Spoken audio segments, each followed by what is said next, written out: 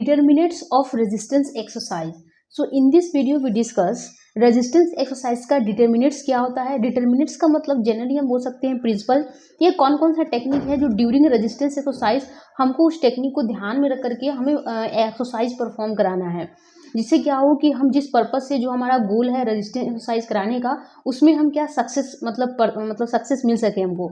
So generally जो हमारा determinates में पहला पॉइंट है that is the alignment. So alignment क्या होता है, हमारी बॉडी का प्रॉपर क्या रहना चाहिए, पोजीशन रहना चाहिए। जैसे मान लीजिए कि अगर हम कोई भी एक्सरसाइज परफॉर्म कर रहे हैं और हमारा जो बॉडी का अलाइनमेंट है ओके वो प्रॉपर नहीं है, तो उससे क्या होता है कि जो हम मूवमेंट कर रहे हैं उस मूवमेंट में जो हमारी मसल फोर्स प्रोड्यूस कर रही है वो अदर पार्ट में क्या होती है, डिस्ट्रीब्यूट हो रही मतलब हो जाती है। इससे क्या होता है कि जो हम जिस गोल के लिए कर रहे हैं हमको उतनी अच्छी बेनिफिट्स नहीं होती है। तो ड्यूरिंग रेजिस्टेंस एक्सरसाइज हमारे बॉडी का जो अलाइनमेंट होना चाहिए वो प्रॉपर रहना चाहिए। ओके, देन हमारा नेक्स्ट है that is the stabilization. Stabilization में क्या होता है कि अगर हम जिस भी जॉइंट में मूवमेंट कर रहे हैं, अगर मान लीजिए हम एल्बो बाइसेप्स की रेजिस्टेंस एक्सरसाइज कर रहे हैं, मतलब कि बाइसेप्स के लिए हम रेजिस्टेंस एक्सरसाइज कर रहे हैं, तो हम जो डिस्टल एंड उसके जो उस जॉइंट के प्रॉक्सिमल एंड डिस्टल जो भी जॉइंट होगा उसको प्रॉपरली हमको स्टेबलाइज करना होगा। मतलब हमको रिस्ट को एंड शोल्डर को स्टेबलाइज प्रॉपरली करके हमको रेजिस्टेंस एक्सरसाइज परफॉर्म करना है। ओके, देन हमारा है इंटेंसिटी। इंटेंसिटी का मतलब क्या हुआ कि अगर हम रेजिस्टेंस एक्सरसाइज परफॉर्म कर रहे हैं तो हमको डिसाइड करना है कि उस पेशेंट को हमें कितना लोड देना है, कितना लेवल ऑफ रेजिस्टेंस देना है।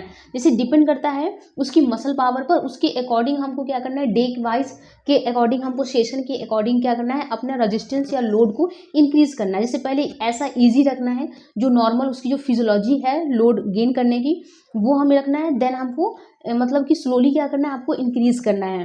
ओके, देन हमारा है वॉल्यूम। वॉल्यूम क्या होता है कि अगर हम एक सेशन में, जैसे रेजिस्टेंस एक्सरसाइज हम परफॉर्म करा रहे हैं पेशेंट को, और एक सेशन में हम जितना नंबर ऑफ रिपीटिशन परफॉर्म करा रहे हैं, जैसे मान लीजिए अगर हम 4 सेशन है हमारा, तो एक सेशन में अगर हम 10 रिपीटिशन करा रहे हैं तो हमारा वॉल्यूम होता है।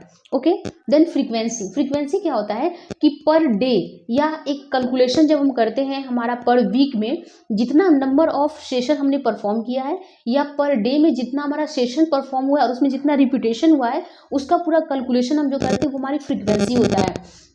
ये जितने भी डाटा होते हैं वो हमको आपका डॉक्यूमेंट के फॉर्म में मतलब क्या रिटर्न लिखना पड़ता है, ताकि हम अगली बार, या हम ऐसे रिमेंबर भी कर सकते हैं कि ताकि अगली बार हम बेनिफिट्स के लिए उनकी जो फ्रीक्वेंसी होती है उसको हम इंक्रीज करते हैं। जैसे एग्जाम्पल के लिए मानते हैं कि अगर मान लीजिए 1 डे में हमने 4 सेशन कराए और 4 सेशन में जो जितने सेशन हुए उसमें 10 रिपीटेशन था, तो दूसरा जो हमारा डे होता है उसमें हमें क्या करना होता है, जो फ्रीक्वेंसी थी उसकी ओके उसको हम थोड़ा इंक्रीज कर देते हैं। इंक्रीज करने का मतलब है कि जो 10 रिपीटेशन हो रहा था उसको हम 50 रिपीटेशन करवाएंगे।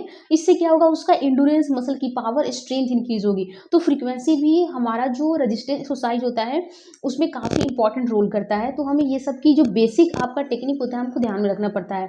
देन हमारा सेकेंड होता है that is a rest interval. Rest interval क्या होता है कि अगर हम रेजिस्टेंस एक्सरसाइज परफॉर्म करा रहे हैं तो ड्यूरिंग पर सेशन, अगर मान लीजिए हमने एक सेशन करवाया तो उस सेशन के बीच में हमको 5 मिनट्स का जो है पेशेंट को ब्रेक देना चाहिए, क्योंकि ताकि मसल जो फटीग हुई है वो रिलैक्स हो जाए, पेशेंट रिलैक्स हो जाए, काम डाउन हो जाए। इसके लिए हमको रेस्ट इंटरवल भी काफ़ी इंपॉर्टेंट होता है। अगर हम ऐसा नहीं करते हैं, कंटिन्यूसली उस पर स्ट्रेस पड़ेगा, तो हम बोल सकते हैं कि जो मसल है उसमें ज़्यादा फटीग होने की वजह से क्या हो सकता है, जो पेशेंट होता है बहुत ही लेथार्जिक फील कर सकता है, थका थका, और ऐसा भी हो सकता है कि अगली बार वो मतलब एक्सरसाइज करने ही ना आए।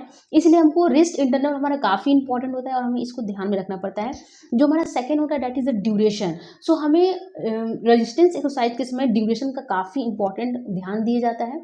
हमको ये डिसाइड करना है कि हमारा रेजिस्टेंस एक्सरसाइज एक सेशन का है तो वो कितने मिनट का होगा। अगर हमने 4 सेशन डिसाइड किए तो 4 सेशन कितने ड्यूरेशन का होगा, वो सारा हमको कैलकुलेट करके रखना पड़ता है, ताकि हम फिर दूसरे दिन हमारा कुछ ड्यूरेशन थोड़ा चेंज करें।